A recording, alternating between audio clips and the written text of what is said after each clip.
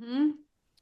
Yeah, I love that too. I think because at the end of the day, like if I had to choose who I would rather be, if I would rather be like perpetually negative but authentic or a little toxically positive, I'd probably choose toxic positivity. Like if I had to live in one or the other, I would probably live there because I also think that, as a mindset, ooh, I'm going rogue now. Love I'm like, it. yeah, I would 100% choose it for myself if that were an option, if I were not just kind of inherently cynical. Because I do think where you tune your mind is actually you're more likely to create positive things when you are looking for them. I think it is Uh-huh. a coping mechanism that a lot of people use. It's a form of protection. It can be some really serious armor to get you out of situations in your life um, that are just negative and feel hopeless. Mm, And I think it's like a temporary strategy. right. It's a temporary strategy that, like, if there is no depth and there isn't a safe container to take it slow and like deal with maybe the stuff underneath that, Hmm. that's where I think it becomes like a festering boil. Right. Ooh. Yeah. Yeah, I like that. I honestly don't know if I had a choice. I feel like my inclination is definitely toward the like quote unquote negative. That's just like my Me too. constitution. Huh? I would be like the person, like what do you call it? The hermit in the woods who's just like, "Ah, what's going on?" Yeah. But I do see like people who have more of the like, I'm gonna like pivot my head and focus on the positive. They Hmm. accomplish a lot. And Yeah. sometimes I am like personally kind of desirous of that constitution. Yeah. I don't know if they make great art though. Oh, I'm like, if you're, fair. if we had to think, like, would you rather be like trend towards perpetual negativity? I don't know. A lot of artists, I think, are in that That's boat. fair. Oh man, don't even get me started on that. There's so much Toxic to talk positivity about. doesn't they just make rainbows and unicorns? Like there's not gonna be deep, thriving art, possibly. We need the Yeah. people who suffer. But even, I'm totally joking, but at the same time, it is also like there's a vote for really feeling the hard stuff. How Yes. much great art comes from someone grappling with pain and suffering and tough life Hmm. events. Well, I this always is, I think, sorry. no, no, go for it. This is, I think, where the like line breaks down a little bit because I think when you actually are in a space where you're in touch with what you're feeling and you're allowing yourself to feel, it's like life is like more of a spectrum. Yeah. You can't have true positivity without the dark stuff, just like you can't like love people genuinely without also contending with loss and the Mhm. reality of loss. Yeah. So I think like I do think artists can be just as blind to like they can hold on to I guess let's say toxic negativity just as much as toxic positivity and that can blind them as well to like living. So I think it's more about just like an openness to experience the whole range.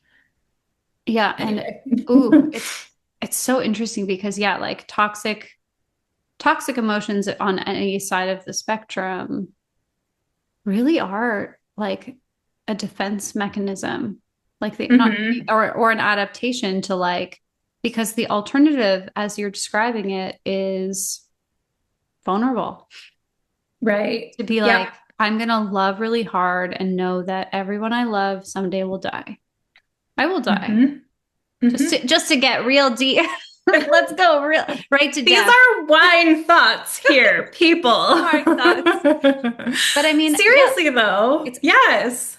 it is that sort of like there's two sides to this coin of life, and I think most of us were not given the skills and the freedom to like feel that fluctuating spectrum to like experience it fully because either negativity was too scary or Hmm. positivity was too scary. And I know so many people who like being happy feels scary to them. It's like a terrifying to actually feel Yeah, joy. it's a very vulnerable thing because it is Yeah. welcoming. Like if you're truly opening yourself up to it, it is well, like life is uncertain. Mhm. Shit happens, unexpected things happen. You lose people you love. Mhm. They do things you don't expect them to do. Like it's hard and it's vulnerable. That's why we all And need that's just like coaches. baked in. Yeah. We Yes, all need thank somebody you. to be in Yes. our corner to like hold all of that with. Hmm. Okay, I know, I feel like I could talk about this for ages, and it feels like we've been focusing a lot in this conversation on when we notice our clients presenting Hmm? with toxic positivity, but I also think that I feel the need to address coaches Yes. Yep. who bring toxic positivity into the coaching relationship and like how like even just in the marketing like I feel like there's a whole thing about coaching that and there are certain like methodologies of coaching that kind of in my opinion maybe I'm getting a little spicy No, this is good. now I like but it. like in my opinion sort of have some elements of toxic positivity kind of baked in to them. And so, like, can we talk about Please do. that? I would love to know when you're talking about like even the marketing piece, what do you notice that when you see it as you're browsing the internet, looking at other coaches' stuff, or maybe how you've been targeted as a client of coaches, what do you Hmm. see as like that toxic positivity in marketing? What does that look like for Oh, you? that's a good question. Um, okay, I know that this is effective in marketing, but maybe it's not so effective for me. It's effective for somebody, But maybe. I think it is effective because I think a lot of coaches are very successful, but like even just the very unnuanced like before and after Hmm? format of like presenting like this is you now and you're like the storm clouds are following you and like the dog poops in your shoe and like everything is terrible and you hate yourself and then you'll coach with me and you'll come out this like shiny happy person you'll get everything you ever wanted and Hmm? I'm struggling because like I don't want to um criticize coaches for like getting more people coaching and I do think that that works. Criticize them. I'm not offended. Maybe this is what our spicy episode, I don't know. Um but I do think there's something that like baked into that feels like a denial of the value of where a client the wisdom in where a client is starting at. Hmm? And that actually, when that, I don't know how to address this in marketing. Like it feels like a very difficult puzzle to uncover. But when a client has that reinforced that like where I am now is bad, and I have to get there to be happy, it makes it harder to coach Hmm? them to true change Hmm? because then we have to go through the process of helping them accept where they're at in Hmm? order to like it's like kind of an ironic Yeah. It's a bait and thing. switch. It's sort of a bait and switch. Yeah. Yeah. I don't know, but like so I think maybe because I'm so in the sauce, I like smell that out and I'm kind of like, ooh, that doesn't seem interesting to me. I don't want that. Yeah. Where I see it too is like when people are like marketing that coaching is only for when you have a problem. Oh, yeah. Hmm. And I was talking to somebody about this. They were like, well, I don't know if I have like a problem that's big enough to need coaching. And I'm just like, you don't have to, like, I think that's the marketing issue. I'm like, I don't think you have to Right. be suffering. And I'm like, most of my clients are doing great. They Yeah. just like getting what they wanted to get a little faster than doing it on their Hmm. own. And they like Or having having more another, fun doing having more, or it. having a creative brain on their team or, Yeah. not burning out anymore. It's more like, Hmm. yeah, I think there's like I think the toxic positivity a lot of times in the marketing is looks like you need me to solve your problems for you. And I think a lot of Hmm. coaches kind of center themselves Yeah. as the solution to, like, to your point, Hmm. the before and after, like, coach with me and then magically everything will be different in 1 year. Hmm. I think there is value in coaching, and I do know that transformation happens and it's really amazing, but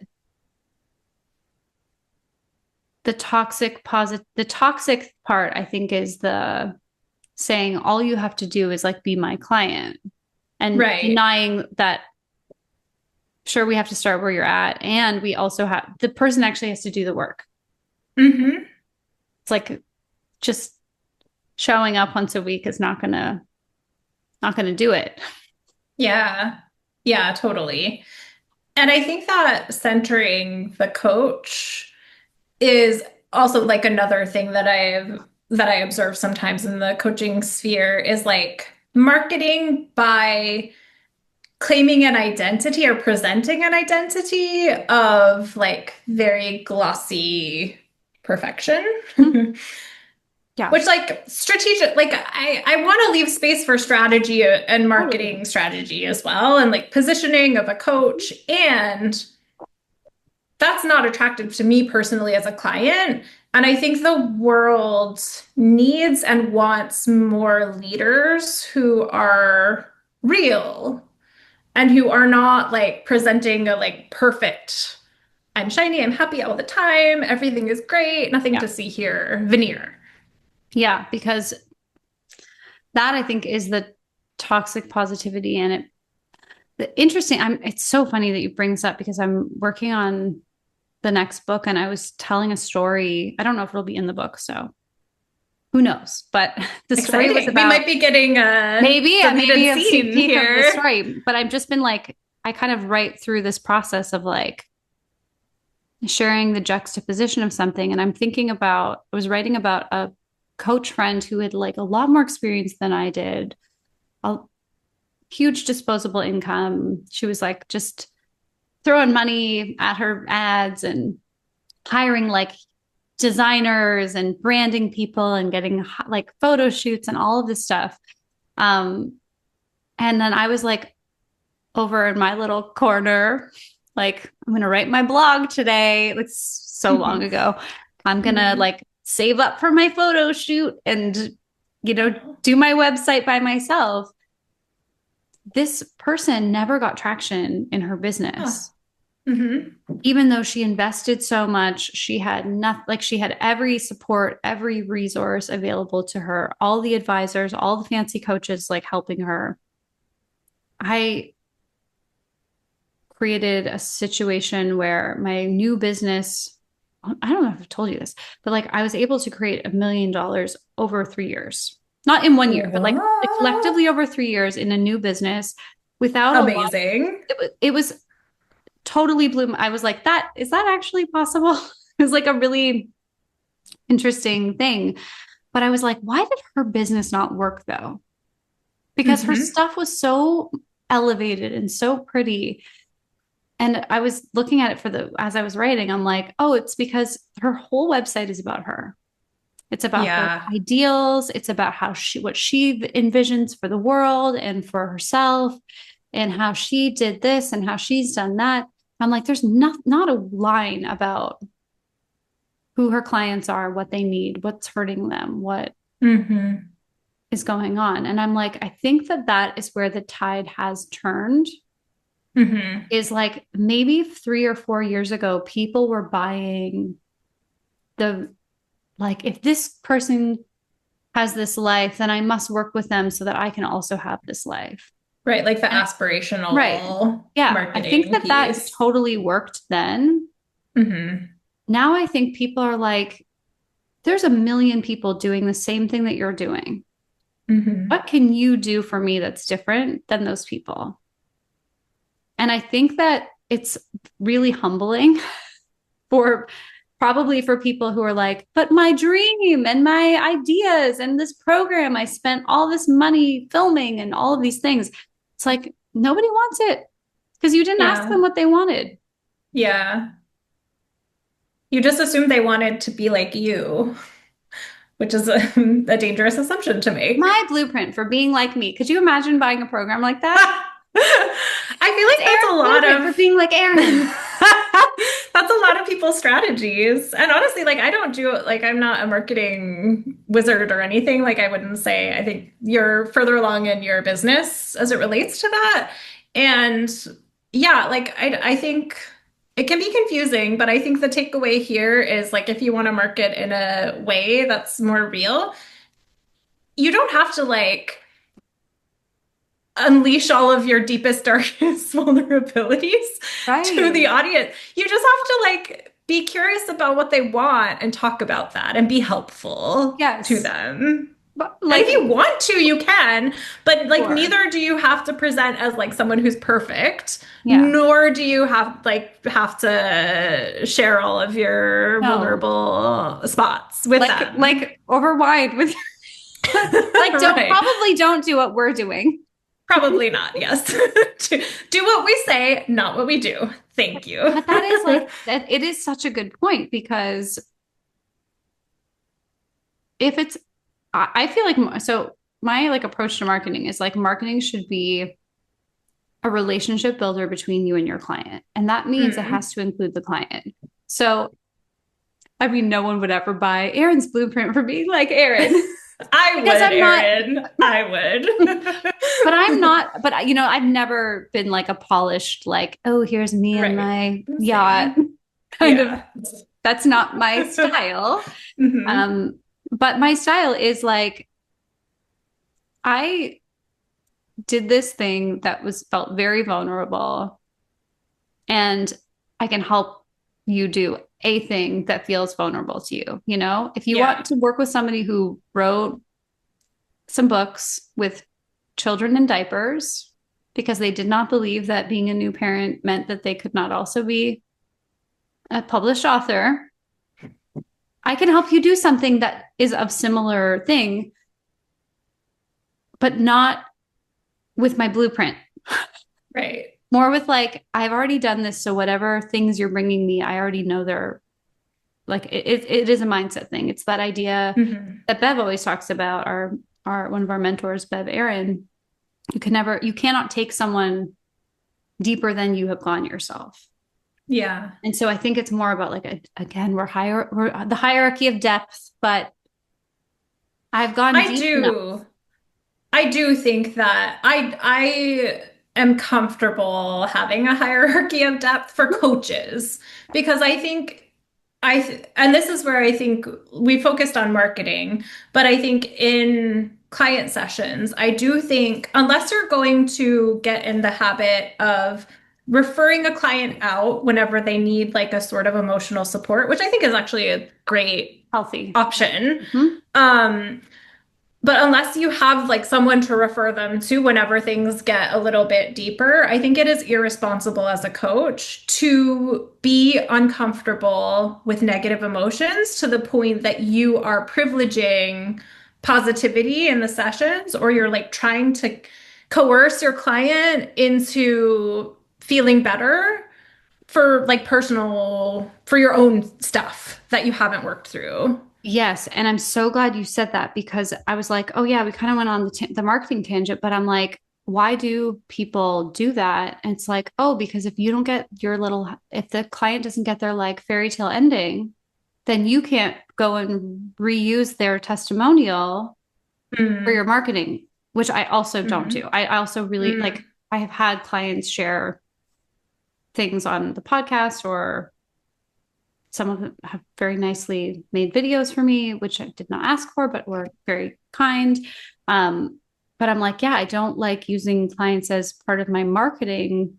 Mhm. Oh, they're not a cog in my marketing wheel because even though I know social proof is very important, blah, blah, blah, that will make them part of the business machine instead Mm. of purely just a person who I'm helping who gets to share and refer people if they would like to, but it's my job to be the marketer for my business, not be like extracting little moments so I can say, ooh, can you write that up Yeah, and let me post that on my website with your picture? No shade to hmm people who share testimonials at all. I think there's appropriate ways to do it, but I just know for totally. me, I do have a marketing brain hmm and it doesn't feel clean for me personally. Mm-hmm. I love that you like are modeling what that looks like. And like you can, everyone can find a way to do it cleanly, but you don't have to follow any rules if they don't feel right to you. Yeah. Yeah, because toxic positivity for coaches can also look like not coaching anymore and just pushing your clients to get their result by the end of that term because that's what you said. Or like if you're doing, I'm not a fan of like guaranteeing programs or packages. Like if you don't get Mm. your goal in 90 days, we'll give you your money back. Like that sort of thing puts responsibility for them doing their work on you. Uh-huh. And then how do you coach them in a clean way that's for their development? If you're constantly like, oh, TikTok, only 15 more days. I don't Right, have to because refund this person. your money is wrapped up in their behavior. That, yeah, I agree. That Yeah. doesn't feel like Like a clean space. we are not kitchen appliances. We don't need a guarantee. We don't need a risk-free money back thing if we're Yeah, doing work we believe in. yeah. So I hope I'm not arrogant in saying this, but like Please, we please be strike, arrogant. you The and wise. I both strike me as people who are have a like particular aptitude for holding space for like the whole range of emotions. For me, I maybe it's like I've been in a lot of therapy, like I've always been interested in quote unquote negative emotions. For me, it feels quite natural to like have a client who's feeling really shitty and not like recoil from that Mhm. and be like, "Oh, we gotta fix that." But I want to also like allow space for people having a range of background. And like that's something that I've always admired about your coaching. I don't know what your personal journey with it has been, but like you strike me as a person who has a capacity to like be down with people Yeah. feeling a Yeah. lot of things and that that's not something you like are uncomfortable with.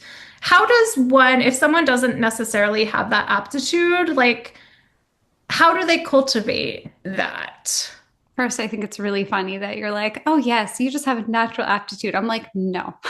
Oh, good. Actually, Fantastic. I'm so glad. it took me so long to Yes. figure this out.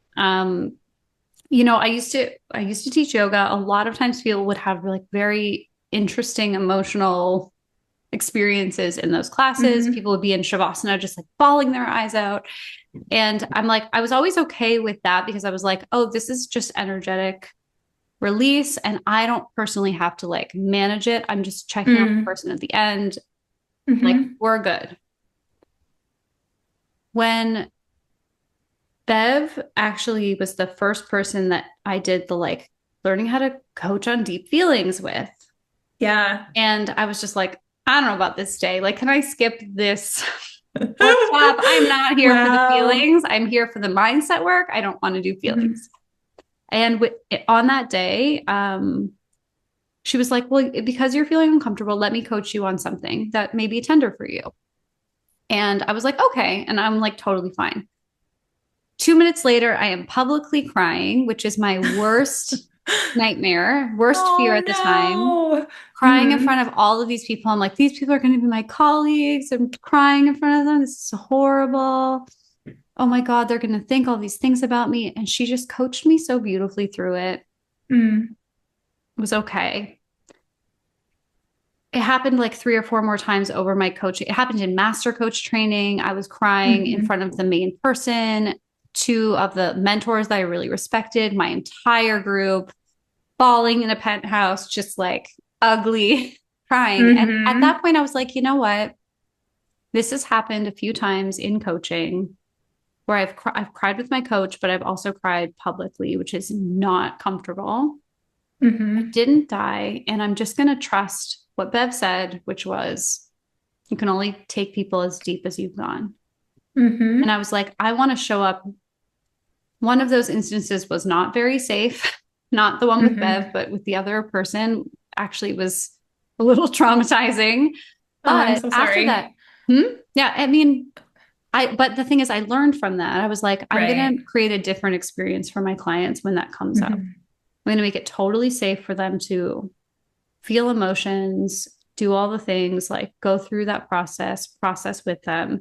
And I love emotional work now, Mm-hmm. but I think it took me being willing to do it, and it took me doing it with my own coaches instead of bump of a mom spackling over toxic positivity over Yep. everything I was feeling. That's so good. Pretty Yeah. bow on this episode. But it's true. Like Yeah. I would avoid it with positivity. And I'd say, no, it's really okay. I've come to terms with it. I processed it. I'm good. I'm done. I don't want to talk about it. Hmm. And then I cried publicly and multiple times and didn't die. Exposure therapy. But I do think that willingness to like be the guinea pig almost on Mhm. like I think it's really brave and also very I don't know the word. I want to say like mature, but like I don't know. I don't know the word. The wine is gone now. Yeah, no, I know. A little sip.